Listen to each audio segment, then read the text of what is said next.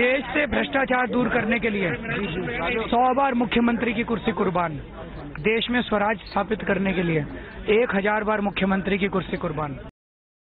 ভোটের আগে জনলোকপাল বিল পাশের প্রতিশ্রুতি দিয়েছিলেন। সেই বিল পাশের দাবিতে অনড় অরবিন্দ কেজরিওয়াল রবিবার এভাবেই দিল্লির মুখ্যমন্ত্রী পদ ছাড়ার হুমকি দেন।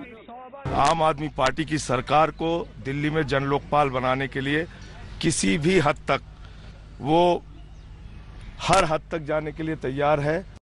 সম্প্রতি জনলোকপাল বিলে কেজরিওয়ালের মন্ত্রিসভা সবুজ সংকেত দিয়েছে। 16 ফেব্রুয়ারি ইন্দিরা গান্ধী স্টেডিয়ামে বিশেষ অধিবেশন ডেকে তা পাশ করানোর পরিকল্পনা রয়েছে দলের, কিন্তু কংগ্রেস এই বিলের বিরোধী।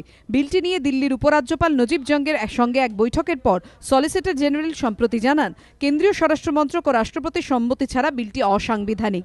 এরপরই উপরাজ্যপালের নিরপেক্ষতা নিয়ে প্রশ্ন তোলার পাশাপাশি তাঁর বিরুদ্ধে কংগ্রেসের হয়ে কাজ করার অভিযোগও আনেন কেজরিওয়াল। এদিন এক ধাপ এগিয়ে তিনি মুখ্যমন্ত্রী পদ ছাড়ার হুমকি দেন।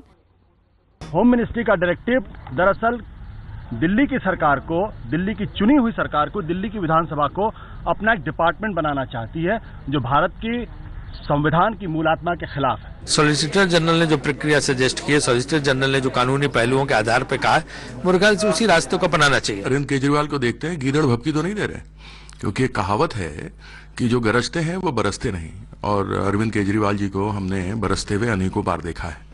तो आगे देखते हैं क्या करते हैं जन लोकपाल के। রাজনৈতিক মহলের একাংশের মতে কেজরিওয়াল ইস্তফার হুমকি দিয়ে কৌশলে কংগ্রেস ও বিজেপির ওপর চাপ তৈরি করতে চাইছেন।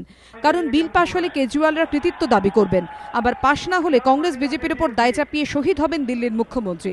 এর জেরে ফের ভোট হলে তখন কংগ্রেস বিজেপির থেকে অনেকটাই আম আদমি পার্টি এগিয়ে থাকবে বলে কেজরিওয়ালদের আশা। এই পরিস্থিতিতে দিল্লির জনলোকপাল বিলের কপালে কি আছে সেদিকেই নজর সব মহলের। এবিপি আনন্দ।